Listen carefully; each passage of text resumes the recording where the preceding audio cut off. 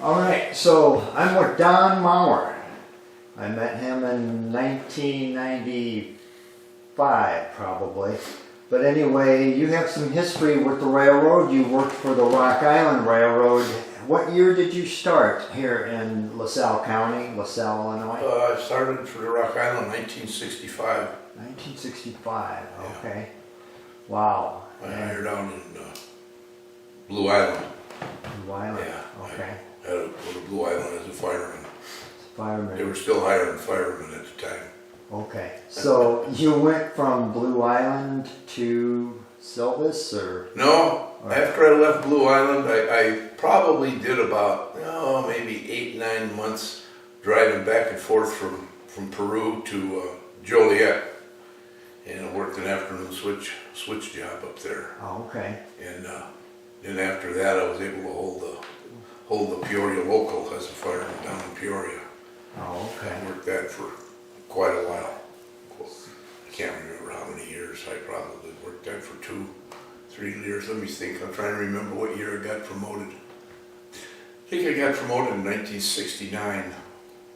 Yeah, 1969. Okay. So I was still working as a fireman, but then back then, when they were short of men, they always, they'd call me up in the morning, for me to go to work, and they'd call me up, they'd say, "You're the engineer today." Oh, okay. That's how that worked. They didn't have any men on the extra board and stuff like that. But then I eventually got pulled off, and they call you pulling you off from being a fireman and make you an engineer. Okay, so you were an engineer going through LaSalle? No. Oh, you were only a fireman then? No, then but when I went to Peoria, worked as a fireman down there, and then when they got promoted, and then they used me as an engineer, and then I always worked out of Peoria. Oh, okay. Right? I never held a job in the LaSalle Peru area until 1972. 1972, okay. Yeah. So in 1972, what was you were an engineer on the Rock Island in 72, going to LaSalle? Yeah. Double track main line? Yeah. But I didn't work the road that much. I worked out of Peoria mostly as an engineer, worked the extra board out of Peoria. And I protected the job with the telephone from Peru. When I got called, I was in Peru. I had to drive to Peoria and go to work. Oh, really? Yeah. Or, let's see, we had some jobs in Pekin at the time. Oh, okay. Yeah. Okay. But then when I was able to finally my seniority was to allow me to hold a job up here around the LaSalle, between Morris and Say Bureau. That was 1972. Oh, okay. So I did that for about 8 years till it went, okay. what do you want to call it, belly up? Yeah. 1980, March of 80. Yeah. I think West Clocks had closed the same day or something. I don't remember. That time. I don't remember. Yeah, I think that was Bill Slusher, who owns all the badges behind it, had told me that. He worked for West Clocks. He was a big rail fan, and he collected a lot of Rock Island stuff. So he probably took a lot of pictures of that era. Yeah. But did you ever do any switching along the line from Morris to? Oh yeah. In those 8 years, I held jobs at Seneca, held jobs at Marseilles, held jobs at LaSalle. Okay. Held jobs at Ottawa. Okay. And then prior to working out of Peoria as an engineer, because back then, your seniority went up as a fireman, and when you got to the top of the list, and then they needed more engineers, well, they went over and got the oldest fireman and said, okay, now you're working as an engineer here or there, and they could send you wherever they want. They could send you to Silvis, or they could send you to Chicago or whatever. But I probably worked for a good year and a half. I fired mainline passenger on the Midnight Peoria Rocket. Really? Yeah, that was. Tell me about that. Yeah, that was mainline passenger is the best jobs there were, But that was back in the day when that was the only. I think you had to pay an X amount of dollars a year when they started Amtrak. And then you could get out of it. Well, the Rock Island wouldn't pay that money. So the Rock Island had to keep what passenger trains they had, and at that time they only had two. They had the night Peoria Rocket, and then they had the afternoon rocket to Rock Island. Oh, okay. And then they came back the next day. That's as far as they went. Oh, okay. But the daylight, or the afternoon rocket, I worked that from LaSalle, from Peru too. I knew what time I had to be to work. We had to be at the 47th Street Rocket House at, let's see, 4:15 in the afternoon, 2 hours before we left downtown. Okay. We'd get there, we'd get our engine back onto the train. Carmen would hook up the steam and all of that stuff, and we'd go out and we'd go around like a Y track, and then we'd back downtown. We'd back all the way from 47th Street down to 12th Street. Yeah. Wow. We used to get it rolling. Used to get it going 45, 50 mile an hour. And you had a switchman back there. The switchman was what they called them pilots. They had an air hose that hooked up to the back with a valve on it, and he controlled the train. Once you start backing up, it was his baby. So even at 45 mile an hour? Oh yeah. You know, if he wanted to slow down, the first thing he'd do is he'd give you one whistle. If you heard one whistle, the engineer just shut the throttle off and let him take it. And he used to take it right to the bumping post with that air hose. Really? And then we left Chicago at 6:15 and went to Peoria. I think we get to Peoria at, I think we were doing Peoria at 9:30, something like that. Oh, interesting. So what was your duties as a fireman? Just keep the boiler running Yeah. for the steam heat and Yeah. whatever. Okay. That was really, they talked about the firemen back in those days. It was a dying breed. When the Board Award 283 had to keep 10% of the jobs had to have firemen on it. All passenger trains had to have firemen on it. Where now they don't. I think if the run is under 8 hours, Amtrak don't have to have anybody up there in the cab other than the engineer. Oh, okay. I think that's the way it works. Wow. But yeah, we'd get to Peoria, and myself, and the engineer, and the conductor, and a brakeman, and the dining car people, because there was a dining car on that particular train, and they would go up. They stayed at a certain hotel, and we stayed at the Pierre Marquette. We'd get a cab, call a cab. Railroad paid for it. We'd go up and get a room at the Pierre Marquette. Okay. And then in the morning, we'd call the cab in the morning. We'd get up and we'd go back down there. We'd go down there early. The dining car people were already there, and they're getting everything ready for breakfast. And then, we paid. We had to pay, but we'd have breakfast. Oh, wow. We'd get done eating breakfast. Me and the engineer get down out of the dining car, walk up to the engine, and within 5 or 10 minutes, the conductor was giving us a highball. Let's go. I try to remember. I can't remember exactly what time that train used to leave Peoria. Probably 7 o'clock, something like that. So we get downtown Chicago at about 10:15. And then you used to you'd have a pilot again, and he'd back you all the way out to 47th Street.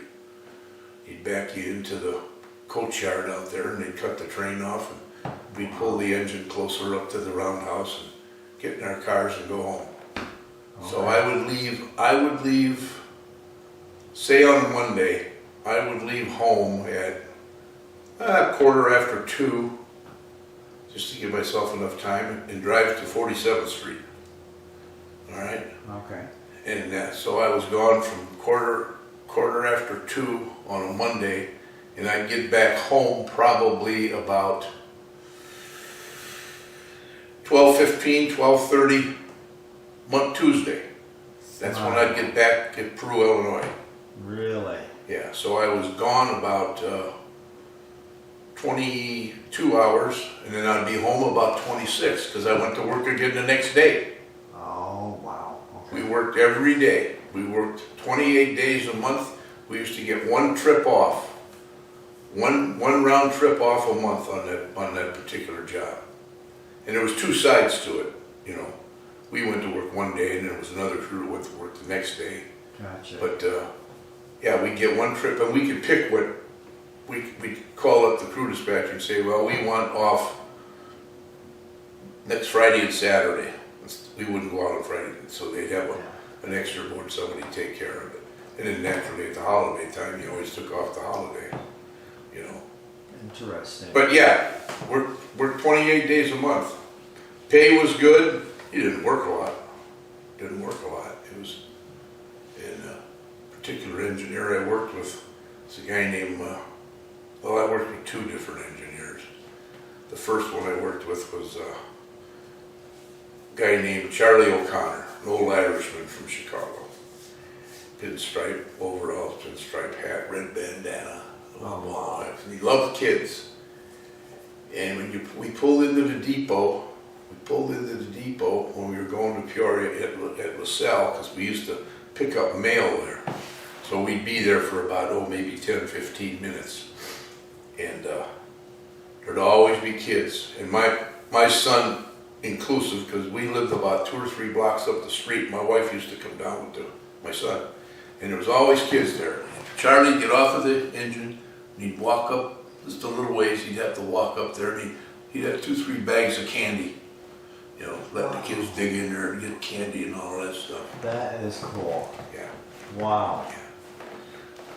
But them were great jobs. Yeah. Them were great jobs. But they were gone. When I first hired out on Rock Island, there was, oh boy, how many passenger trains were there? Well, you had 3 and 4, which was the Golden State Limited.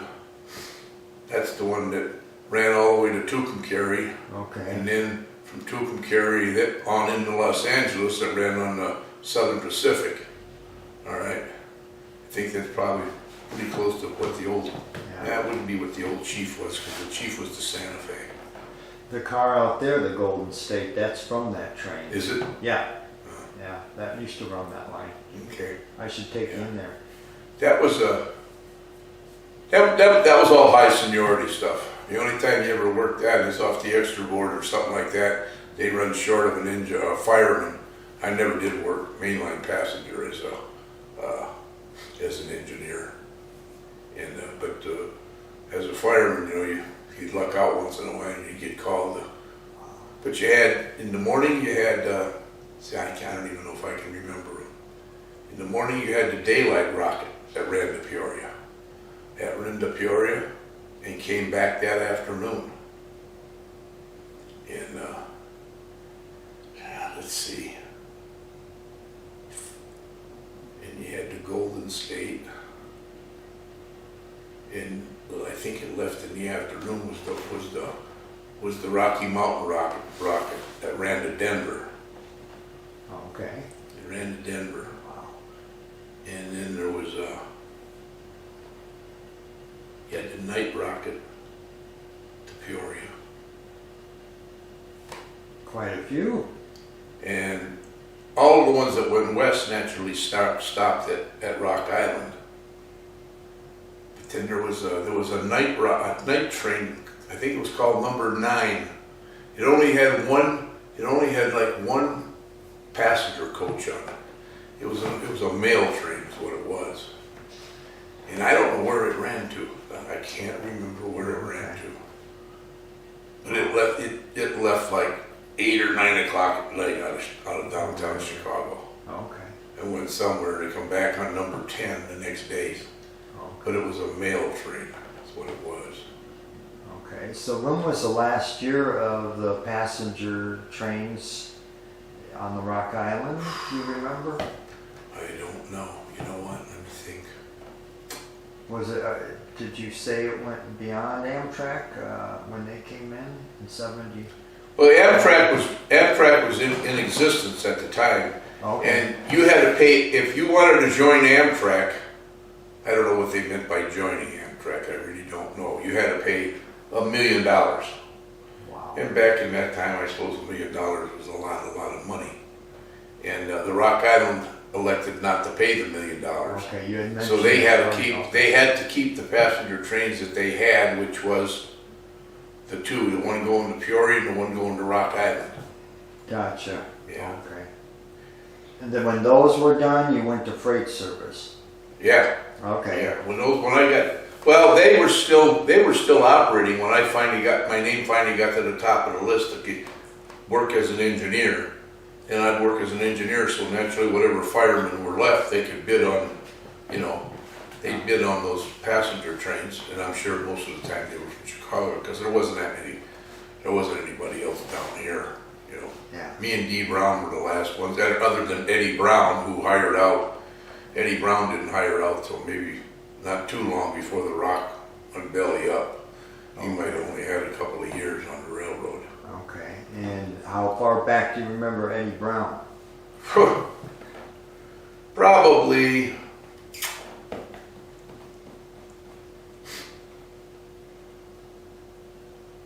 77. Okay, because you said you 77, 78. some rides or something? Yeah, he'd always be hanging out by the depot there and come on up here. In Utica? Yeah, Utica. Oh, okay. We were just switching around to Utica and this and Yeah. that, so he'd get up on the engine and yeah, he's quite a guy. Yes, he is. I always teased him, he used to like to say, oh, you ought to come back here and go to work for us. That's when he was working for the Iowa.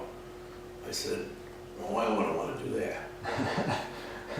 I said, why didn't you come with us out there and ride the high rail? Oh, I said, and Eddie, you never rode the high rail. so he was calling you while you were working for the UP? Well, if I come back home here, Oh, gotcha. visiting or something, I'd run into him someplace. I'd say, Okay. you never rode that high rail. I said, you ever been on a freight train doing 70 mile an hour? He'd go, I said, no, you haven't. I know you haven't. I said, you ever run an American President line train, 140 cars long, 280 stack containers? I says, no, you haven't. He says, you've been down here in your little piece of the world, which is nothing wrong with that. But I said, there's a lot of people who don't like to leave home. And so, I mean, I had many friends of mine that said to me, when the Rock went down, and then it was a while, the Rock went down in March of '80. I hired out on the Union Pacific. Well, I hired out on another railroad. I hired out on the Colorado and Western. I say Colorado Western, Colorado and Wyoming. okay. All right. Colorado, Wyoming, I believe ran from north of Cheyenne somewhere. It ran all the way down to, I'll think of the town.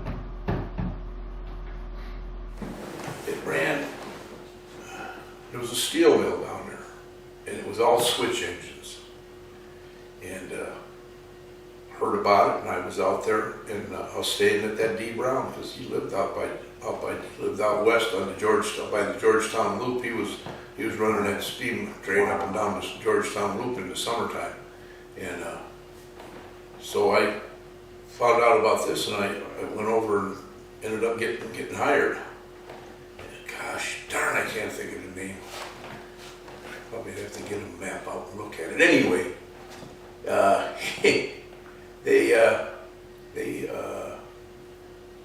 And there was a rail mill there at that steel mill. They manufactured rail, and because the train used to run, the main line train, what we would call a mainline train that came from wherever, it ran right through the steel mill. Oh, okay. Off to the left hand side. And then, and it was all switch engines. That's all that worked in there was switch engines. But the Colorado and Wyoming ran through there, and it was a big rail mill. They made the rail for the United States. And Wow. So you worked with them for how long? I was only with them for a couple of months. Okay. Got hired out with them, And I can remember they were the contract was that held them was the UTU, United Transportation Union, which is basically the firemen's union and the brakemen. All right, the engineers union wasn't into that railroad, and so I remember when they hired us out, you know, there was me and another guy. I'll take it back. It was me and the two other guys. They were all from the Rock Island, and they made us take student trips on every switch engine they had in that plant, which was about 12 switch jobs. Wow. And they made us take, you know, and we just kind of looked at them and laughed, you know, we've been running trains for 15 years, and we got to take a student's trip to run a switch engine. But that's the rules, whatever. I mean, they were paying us. I didn't care, you know. And then I got a call from a guy out in Vegas that was working on the UP. In fact, I got a call from a friend of mine back here, Eddie Pelka, who I worked with on the Rock Island, and he ended up he had enough seniority to still work on the Chessie when it came down. And he called my ex-wife. I was divorced. He called my ex-wife. He said, "Where's Don at now?"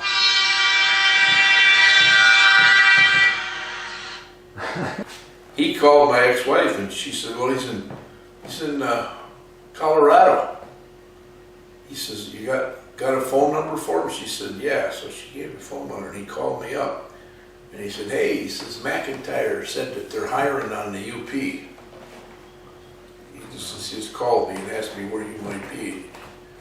So I called out there, and he gave me some info, and I got a hold of the people there on the UP in Las Vegas, and they said I was going to have to probably come to Los Angeles for an interview. You know, so I was going to have to fly from Colorado, you know, this and that. And I'm basically living out of my car, you know, at the time. And anyway, while I'm talking to this lady, she says, "Oh, wait a minute." She says, "The personnel agents from LA just walked by the door out there. Let me go get them." So she walked out. She got this guy and brought him back in, and they were going to hire 4 people. All right, and it was going to be people from other railroads that had shut down, such as the Milwaukee, the Rock Island, and they were going to hire four guys. And so he said, "Well, where are you at?" I said, "Well, I'm in Colorado right now."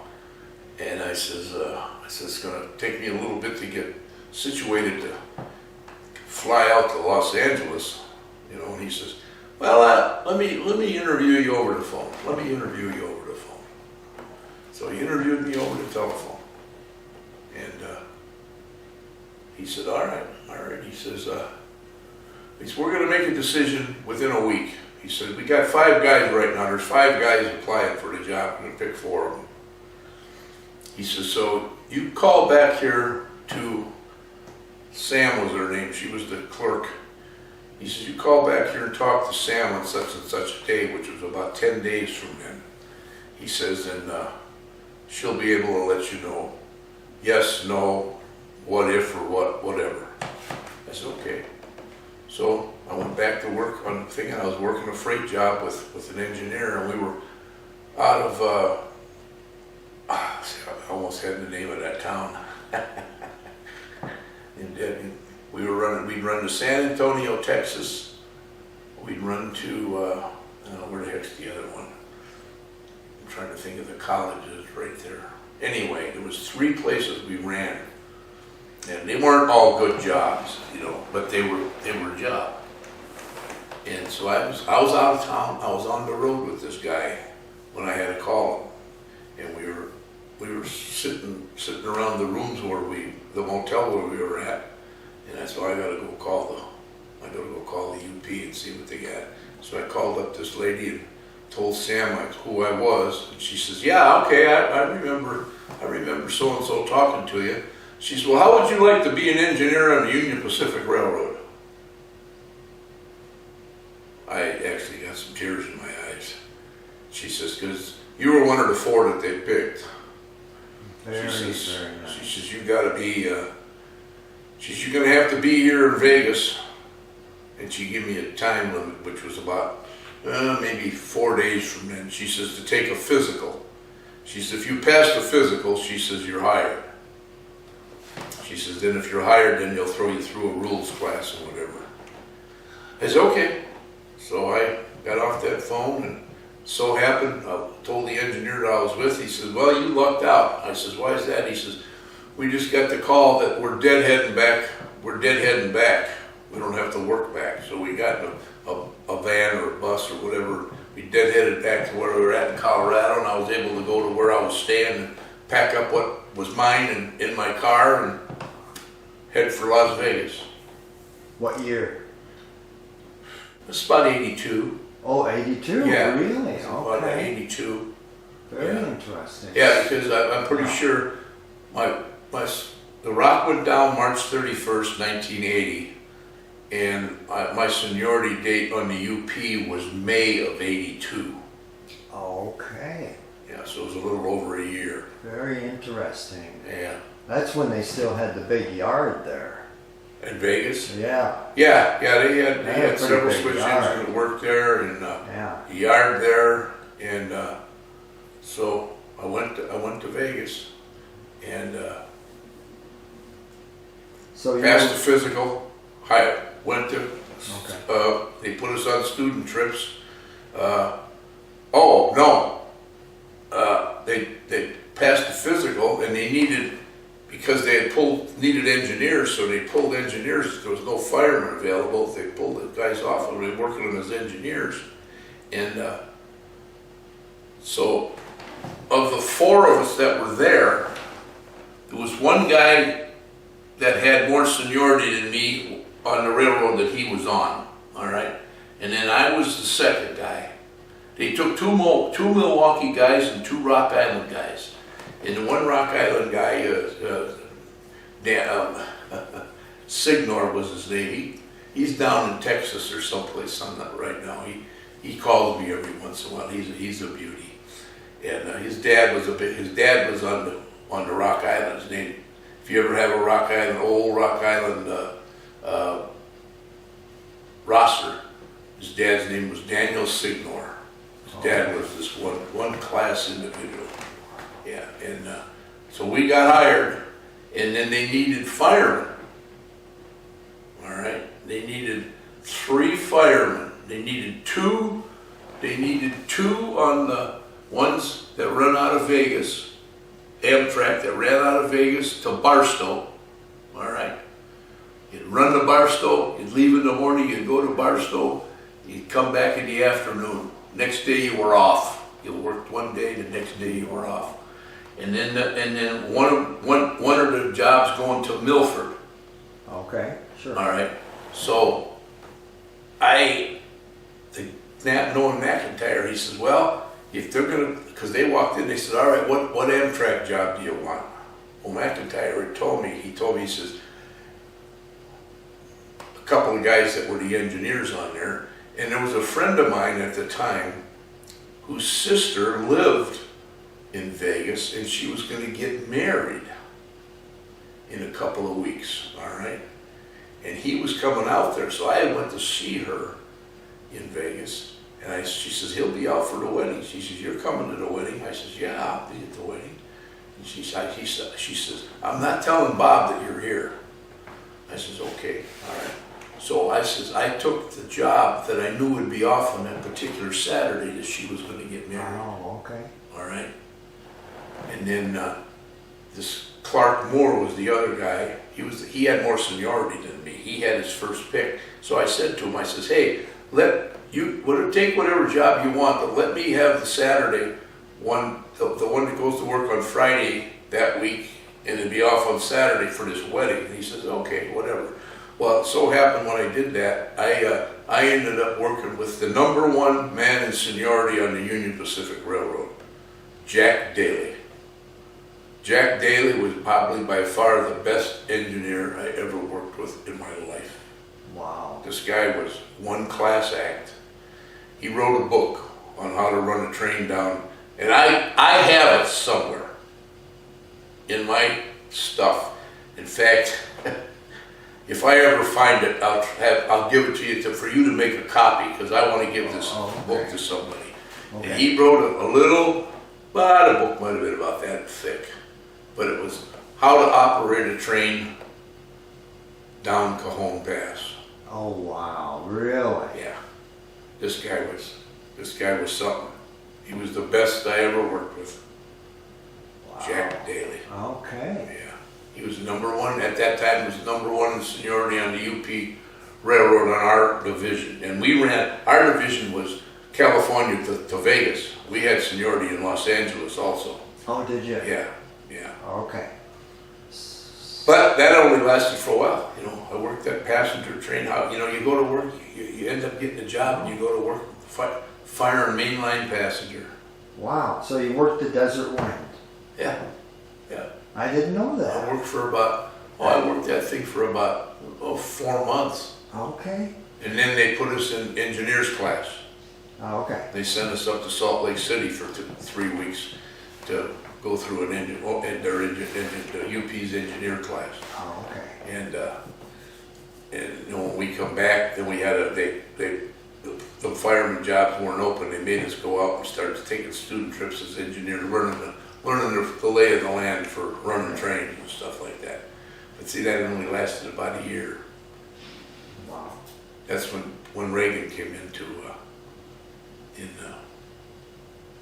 No, I told you 82. That was probably 81. 81. 81 Wow. and I hired out on the UP.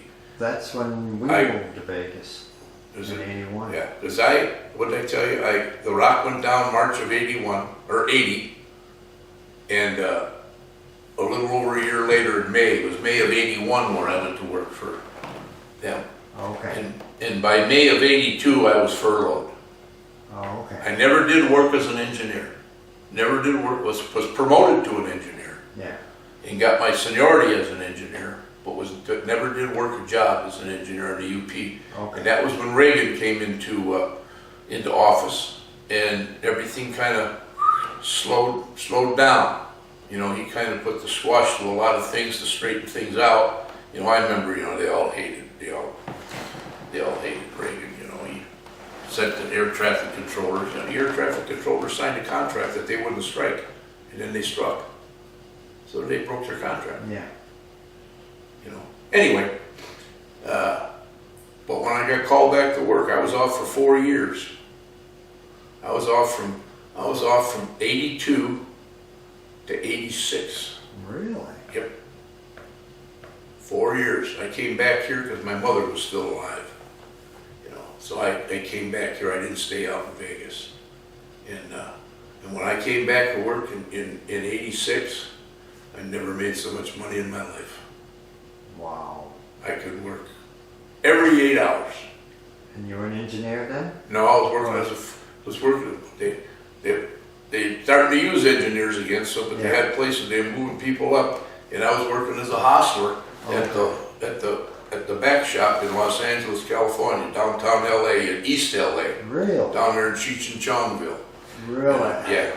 And anyway, worked as a hostler. There was quite a few of us, because there were quite a few hostling jobs, moving a lot of engines around. Yeah. And say it's Monday. I'd go to work Monday, work days. Get 8 hours off, go to work midnights Monday night. Wow. All right? Get off Tuesday morning. Be off from Tuesday morning, go to work Tuesday afternoon. Get off at midnight, come back Wednesday morning at 8 o'clock. Working every 8 hours for months. Months. Wow. You know, and after 5 shifts, and then you're on a time and a half. Never made so much money in my life. Yeah. I hear you. Yeah, it was. Yeah, that was the experience of going to the UP. Yeah. How long did you work in Los Angeles? Worked in Los Angeles from 86 to 90, 91. Okay. Then I was able to hold a job in Vegas.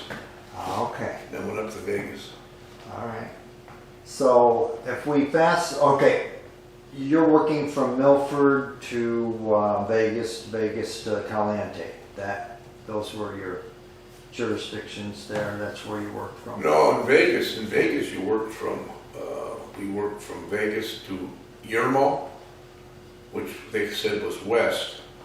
Yeah, I'm sorry, I meant your mall. Yeah. Yeah. And then the other way going east was to Milford. Milford, okay. Milford was, I think it was Milford, 240 some miles. 242, 243, 243. something like that, Yeah. yeah. And then, I have it on the list here. I did make you a list here. And then going to Yermo was 171. Yeah. And the division that kind of ran from Yermo down to LA, that was another one. It was 171 also. Oh, okay. Yeah. All right. They were both about the same amount. Miles. Now, I don't know how they changed them now, because the crew change point in Vegas, is not down where it used to be. No. No, it's out at Arden. Arden, yeah. Okay. So today it's out at Arden. Yeah. Okay. They built some kind of a building out there. That's where people go to work out there. Okay. It used to be nothing out there. And, I know, nothing out there now. There's houses on both sides and businesses. It's all built up. Yeah, I've been out there All built a couple up. of times when I was out there. Yeah, but that's where I'm sure that was a big to do, because naturally the railroad would want to take a certain amount of miles off of the Yermo run and then add them miles to the Milford run. No, I can just imagine the unions arguing about that. Really? I never thought about that. Yeah, but this is where, Yeah. okay, you're running 5 less miles or 4 less miles, so you take 4 miles off. Yeah. The other job gets the 4 miles. Just shut up and Yeah. suck it up and Right. whatever. I remember having a crew on a train, bring a train into the east end of the Vegas yard from Milford and die after so many hours. Yeah. And I'd have to get in a van, go get the crew and bring them to the yard, and they'd have to get a crew to bring it into the rest of the way, which was just less than a mile. Yeah. Does that make any sense? Because I remember that. Yeah, but you can't operate the train past 12 hours, so you're violating the federal law. Okay. So I mean, the only way the railroad's gonna, stop it. I mean, would they stop you at the last sighting outside the town, or? I think that's what it was. Yeah. The last sighting. Yeah. Yeah. Yeah. Is that one? Juan was the last sighting. Yeah. How did I remember that? WANN. I Yeah. remember picking up crews there and Right alongside the interstate. Yep. Cheyenne was right above me, I think. Cheyenne Avenue. Yeah. Anyway, we'll fast forward to let's see, 91. You said you were working the main line there in Vegas, and I want to tell the story about when I met you, because I was working Rensenberger. I hired out, I think, in 95 or late 94. And my first trip, not knowing that, our paths literally crossed. Right. When my dad was probably taking me down to the Rock Island Depot here in LaSalle in 68, right around there, and watching the trains go by, passenger trains. And I remember that. It would sit right there on the hill there by the depot, on the east end of the depot there. Yeah. There's a big railing there. Yeah. My dad would park there, and you probably went by it. Maybe. Who would have ever known that all those years later, Yeah. go all the way up to 1995, and then I had my first Rensenberger trip to go up to Caliente. Yeah, that was. And at night, 2-lane blacktop, and you were in the van.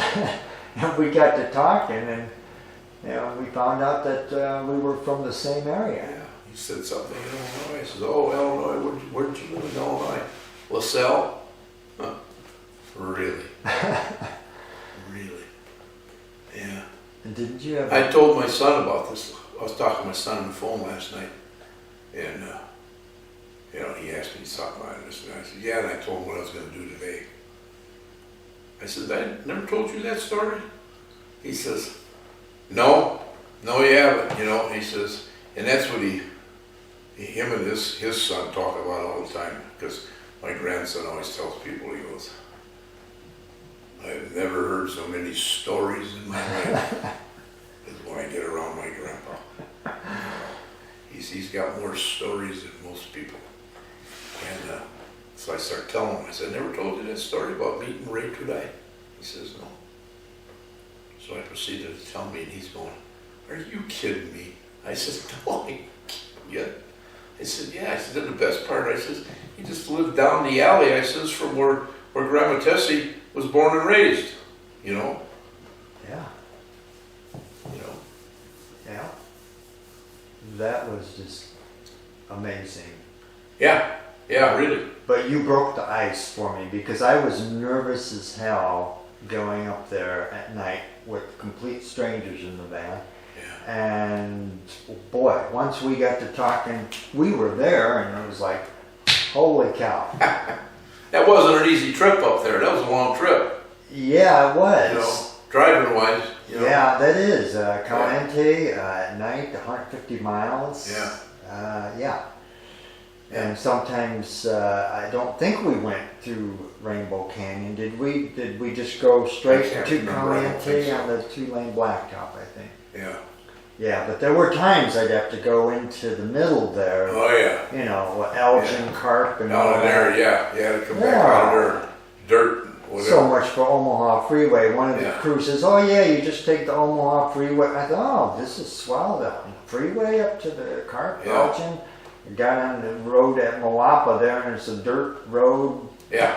You know, Yeah. potholes and washboard. Yeah. Creeks to actually go. I remember at night one time I dropped a crew off in the middle there at night, and it had rained, so the creek was, you know, the little washes were overflowing with water. I had to actually take the van. I was either I get stuck here or I go through the damn water to get home. So I had to gun it and go through it, and talk about a nervous wreck at night on the Omaha Freeway. Yeah. Yeah. But, yeah, so I thank you for, you know. Yeah, that was breaking the ice. that was an experience. That was different. Yeah. Something you wouldn't expect. No, definitely. Yeah. I'll bet you do have a lot of stories. Oh yeah, I can't remember. Working for the all railroad, that. you Jeez, know. you know, unbelievable. Did you ever have any washouts in Rainbow Canyon there? That you- Oh, there was. I don't know if there was a washout. A couple of wrecks up there. Yeah. I remember. I don't know if you were out there. Were you out there when they had the big wreck up at? Oh, geez, I can't Yeah, think of that. Nevada or something. Or wait, it was on the It border was. of Utah. It would have been and- south of Uveda. Uveda was the borderline, but it was. Yeah. Uveda was kind of at the top of the hill. Yeah. All right. When you got the Uveda going to Milford, Yeah. you got there and you kind of got on leveler land and started to level land all the way over into Milford. Yeah. But prior to that, you was still coming up canyon, and it was down a sighting or so. You got all the sightings? I do, yeah, I do. This wreck was down around Brown or Acoma, Okay, that sounds familiar, Acoma. and what happened was I was working the yard office that night, and the dispatcher called me and told me what happened. You know, when Rensenberger started taking place of the clerk Yeah. once in a while, when they Yeah. were starting to do Yeah. away with the clerks. I was working in the yard office, but go ahead. and they had. Well, what happened was, God, I know the guy's name too. Mike Smith was the engineer coming down the Canyon, all right? Okay. He was Mike Smith, he got killed. Mike Smith got killed. Yeah. Okay. Mike Smith got killed, and he was coming down. Anyway, this guy was coming up, and he claims the signal was green, you know, but he ran through. He was gonna go into the siding, all right, Yeah. and wait for this train coming down the hill. And well, he went right out the other end of the siding and started going up, and they had to head on. Wow. They had to head on, and it was foggy, a little foggy. In fact, they couldn't get in there right away with cars or ambulances or anything like that because of the fog. You know, they finally got in with a helicopter somehow, and they got the guy that was the conductor on the train with Mike Smith. He jumped. He just jumped into the darkness when he seen that headlight. Just opened the front door and jumped off the engine. Never got hurt. And he was the one that ended up calling the dispatcher to get a hold of the dispatcher and tell him what happened. And the other crew, the engineer that supposedly run the red signal, and he was paralyzed. He was paralyzed. And then his conductor, I'm trying to think, I know his conductor like he's standing here and I can't think of his name. But he didn't get hurt. He didn't get hurt. But they got the guy that was paralyzed. They got him to the hospital down in St. George, you know. Yeah. And then he was laid up for a long, long time, you know, and after he never worked again. But that was quite a wreck up there. Yeah. Quite a wreck up there. Yeah. Yeah, I do remember that. I'll never forget that day. I was just sitting there in the yard office. It was late. It was, I think past 12. Oh yeah, it was in the middle of the night. Yeah. It was in the middle of the night. And the dispatcher called and said, you know, told me what happened, you know. Apparently he thought a UP clerk was there, but I told him I was just a Redzenberger driver, Yeah. you know. But yeah, I mean, my heart just sank because I thought, wow, what a hell of a derailment. Yeah. You know, because we were starting to find out more after the, Yeah. you know, that next day and the following days, and then the newspaper had a big thing about it, the Review Journal. Yeah. Yeah. But were you in any mishaps or any derailments? Rock Island. If you didn't go on the ground sometime between the courses of the day on the Rock Island, it wasn't a complete day. But, yeah, I was in a few. Yeah. Nothing really comes to mind. Yeah. Now, when did you retire on the UP? I retired on the UP in 2006. 2006. Yeah. Did you ever work any of the locals out of Vegas, like going down to the branch, Henderson? Oh yeah. Did oh, you? Yeah. Okay. Yeah. Worked all of those. Caroline. Yeah, I get a kick out of going down to the branch. You know, you go down there and then they don't want you blowing the whistle going down there. You know. Now, why would you buy a house when your backyard is through a railroad track? Yeah. And then complain about the track? Over there, Green train Valley. going by. Yeah. You know, they only went down once and back up the same day. You know, and it's not like they were out there banging cars around. You know. Right. You went down there, you got your work done, you come back up and no big deal. But it's the way it is. Well, remember that big explosion at Henderson? Oh yeah. Papco I remember that. Yeah. I remember that. Yeah, I was in college going to some music class and you know, we fell all the way up at UNLV on Maryland Parkway. Yeah. Yeah. But you had a good yard there. You had a pretty big yard there at the when I Henderson. first went to work, or Henderson, yeah, it was a pretty decent yard. Yeah. Yeah. Yeah. Yeah.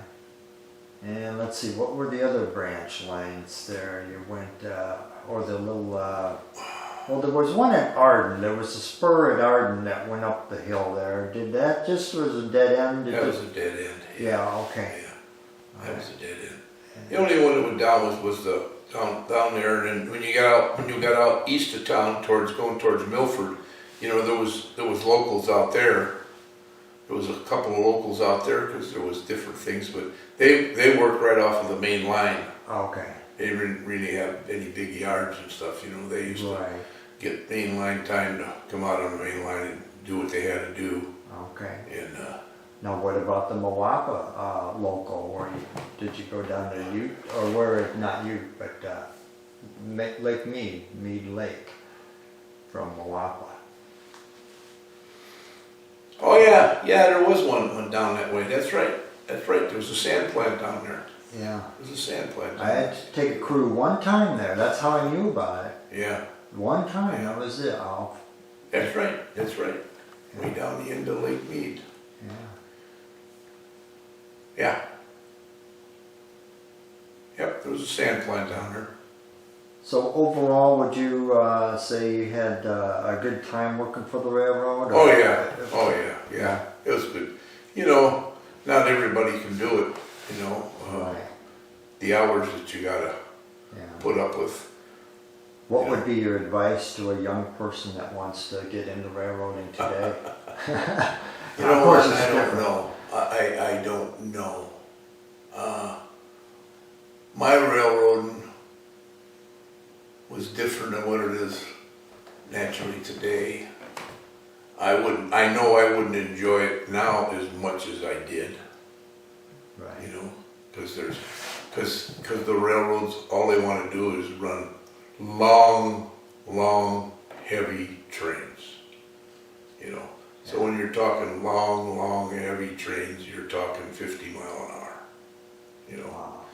but you know, when we used to run them hot shots out of, you know, we'd catch a hot shot out of say out of Yermo coming back to Vegas, or hot shot out of Vegas down to Yermo. You know, we're talking running time. We're talking 3 hours and 10 minutes, 3 hours and 15 minutes.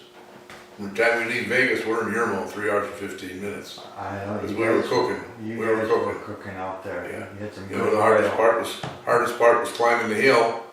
at you know, SEMA. At SEMA, and then when you got to the top of the hill, naturally, if you were a good train, it went by your tons per brake, you know, so you might be able to go down the other side 25, 30 mile an hour, 30 being max, Yeah. you know, by the rules. Where all the other trains, you know, they were 15 mile an hour Wow. down the other side of the mountain, you know, with the coal trains and the heavy trains and stuff. Took you a while to get down there. So, Yeah. and the SEMA Hill was, what, 18 miles long? Is that about what it was? Something like that. I think so. There was a big accident there too. Oh, there was a couple of good derailments there. Yeah. I remember them, yeah. Yeah, they were runaways. Runaways. Yeah, runaways. One of them was Steve LaShawn. I see his name on Okay. that piece of paper there. Yeah, and he accidentally kicked the dynamic brake switch and knocked the dynamic brake off. Oh my. You know, and like a lot of people think, you know, they think they're in a car, you know, or this or that, and they're driving, or they're going too fast, they just put the brakes on. Well, you know, they don't understand that. Just like trucks, that's why they got those runoffs going down the mountains, you know, because Yeah. truckers burn off their brakes. You got to find some place to stop. That's the only thing you can do. Well, on the railroad, it's the same thing, you know. How do I want to put it? There's a certain point where there's no return. If you get going too fast, you're going too fast. You ain't going to slow it down. Unless you put it in emergency. Wow. You're just not going to slow it down. Gravity takes over. Yeah. You know what I mean? Yes. You know, that's why a lot of them, you know, we used to always say like 30 mile an hour. If you're going 15 mile an hour down a hill maybe, and all of a sudden having some problems with the brakes and stuff like that, and you get going 30, don't try to think you're gonna slow it down. You know? Yeah. You got a decision to say, can I hold it at 30 and violate the rules till I get to the bottom and level off? Well, the problem is you get down there, if there's a red signal, you're in deep trouble. So the only way you're gonna stop is to put it in emergency, and then when you put it in emergency, you're stopping at the will of whatever, you know. Ah, right. You can't say, oh, if I put it in emergency here, I'm gonna stop up there. Yeah. No, that's a myth. You're not gonna. Wow. Interesting. So the law of gravity takes over on a heavy train. And when you're coming off of SEMA and stuff like that, or Cajon, you gotta get control at the top. You gotta have control of your train at the top and know what it's doing, how it's feeling at the top. Because if you get too far tipped over and you ain't got control of it, then that's when you got the possible runaway. Wow. I remember that one with LaSalle, and he kicked it. See, and the railroad had been told that switch down there should be moved. It's too close to be able to be knocked off. All right. Well, Steve had cowboy boots on. The tips of his cowboy boots hit that switch. Well, then they banned cars. That's like the railroad, you know. That they'll always find a change of rules to satisfy themselves. Yeah. Then they banned cowboy boots. Ah. Huh. Wow. I used to go to work, have cowboy boots on. Yeah. What difference does it make? What difference? Yeah. So that's what happened. He had the heck did he have? Grain? Was it grain or potash or what the heck was it? He got going way too fast. And all them sightings were 20-mile-an-hour sightings, you know, 20-mile-an-hour turnouts. And Butch Oddie was the conductor. I don't know, you remember Butch? He was a black guy. I don't offhand. Yeah, his name was Butch. Butch Oddie, O-T-T-E-Y. Nice guy. Uh-huh. And they went into this one siding close to the bottom. They went into this one siding, and Butch told me, he said, I looked over at LaShawn and said, you know, we made it in, but we ain't making it out. We ain't making it out. And the only thing that saved them was when it came out, Oh, broken. for some, the engines and the lead car Oh. unhooked. Oh, okay. It tipped enough that it come up out, the knuckles come up out of the thing. Okay. Well, naturally, if the engines went in emergency, all you had to do was dump the brakes, Yeah. you know, and the brakes would release, and they just kept on going down the hill, and then the other ones just started piling up, you know, the other ones just started piling up. Wow. Yeah. So they didn't get hurt. They didn't get hurt. Nobody got hurt. Wow. But they had them stacked 2 and 3 high. Really? Yeah. I think it was about an 80 some car train. And that's another thing on the railroad that used to amaze me. Them people that cleaned up that stuff, they cleaned it up in record time. Yeah. In no time they'd have that cleaned up and things would be back to normal. Yeah, it is amazing. Yeah. Sloan down to Arden, that's probably wasn't too much of a grade coming down into Arden. Yeah. There was speed restrictions through there, a certain mile an hour. Yeah. You know, when you come around that first curve, I think the first curve was, it was 60. Yeah. But you had to have your brakes on at the time because you keep it slowing down, and then you got into 30 mile an hour, I think 30 or 35 mile an hour from there on into Arden. And then when you come around that last curve before Arden, once you come out of that canyon, then you could highball it, you can get it back up. Okay. I used to like to fly. A lot of guys, you know, they just creep into town. I used to fly into town. If I could do 60 mile an hour going into town, I did 60 mile an hour. I know how to put the brakes on and stop where I wanted to stop it. Right. You know. Yeah. A couple conductors and coming the same way coming up out of Milford. You know, you come up that hill, you know, toward Vegas Yard on the east end. Yeah. You know, if you're a coal train, you know, used to come down there and and you get to the point where there was a signal, and this one signal, if it was such and such, you knew that the next one was going to be okay, but it might be heading into the yard. Is that? All right. So as soon as you seen what it was, it set the air right away. Just set a pretty good set of air, because then it start dragging you down, because you start going back uphill, and then you could kick it off, and you were down to speed what you were supposed to be doing. All right. Okay. And but if you were going to head in, you had to make sure you had it down to 20 if you're going to turn in. Oh. And we used to come up in there, if you were right on the main line, you didn't have to turn into that other main line track that was there after the yard was all gone. And I used to, if I had the signal, yeah, that was good. I'd do 20. If I could do 20, I'd do 20. Yeah. Why do 5? Why do 7? Why do 8? Yeah. If you do 20 mile an hour, but you're pulling uphill. Right. Try to maintain 20. When you get up there close to the yard off, you just set a little bit of air and shut the throttle down and stop. There you go. This one guy used to say, I like working with you. These other guys just drag their butt into town. They just want to drag their butt into town. Yeah. You're going home. Just get into town, get off of the train. You've been on it for 10 hours. Right. That's enough. Exactly. Yeah. Yeah. I used to get a kick out of them guys. So, yeah. So yeah, coming from Apex down to Dyke, down into Valley, that was a pretty good grade itself. Yeah, that was pretty good. Yeah. I used to like to test you out of there. You'd come out of that canyon like that around the curve, and there's a lot of lights and everything down over there on the outside. Yeah. Fishers used to like to sit down there Oh yeah. with a fusee.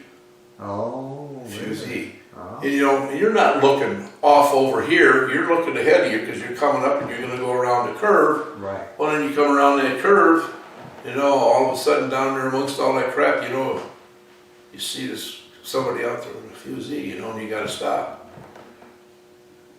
I always thought it was a chicken prep test. Well, you glad to be back now in your Oh, hometown? I a lot of times people say, I would have loved to stay out there railroading, and this and that. And I came back, whatever. But I did get to spend a lot of time with my grandkids. Yeah.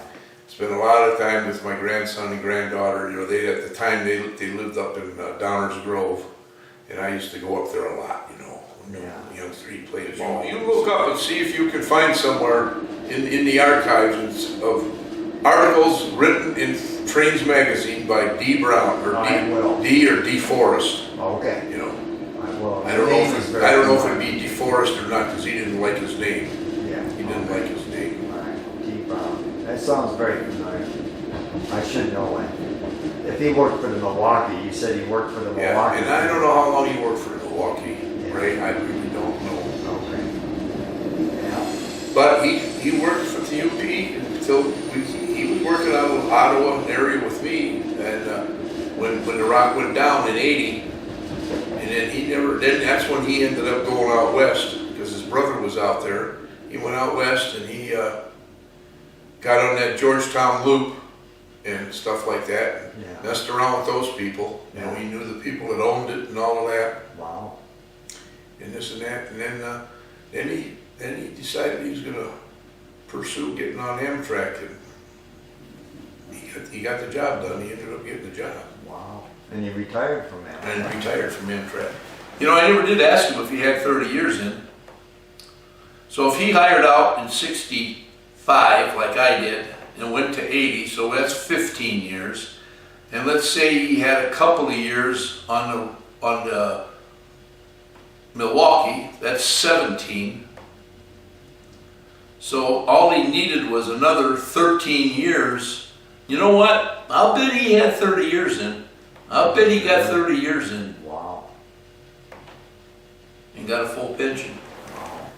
That's a good. And he lived in a little bungalow type thing. It wasn't even a house. And where a lot of businesses were, yeah. He just rented the thing off of the thing and then made it into a place to live. Yeah, he had a place to eat, place to sleep, place to take a shower. That's all you need. And he had an old '63 Ford Falcon. Oh, really? Oh, you wouldn't believe that car. It had 1 million miles on it. Really? Yep. There's 1 million miles on the car. 1 million? Yep. He could fix anything. Oh my. His problem was he was to the point where he didn't know if he could find any more parts for it if something went wrong. You know? Really? Yeah, and he had some of the people that used to get parts for him. They said, D, I don't know how long we're going to be able to get parts for this thing. He had an old Mustang. He had an old Mustang. He was quite a guy. Quite an interesting individual. Yeah. You would have enjoyed him. Oh, darn it. Yeah, yeah. You would have definitely enjoyed him. He'd give you some stories, and you could ask him questions, and you know. And well, he knew a hell of a lot more about railroad than I ever thought of knowing. He forgot more about railroad than I ever knew. I'm serious. Well, He knew, and he knew steam. He knew steam. He knew those steam engines out in Cheyenne. Wow. He knew all those people that worked out there. Yeah, yeah. Wow, that's quite a full life there. Yeah, a full experience. He knew all those people out there. Well, this has been fun, Don. Thank you. Yeah, right. I really appreciate it. Yeah, it's no been problem. so long. I mean, it's just amazing the story that how we met. Yeah, that's true. That's true. My kid, that's what my kid kept saying yesterday. He says, "You gotta be kidding me."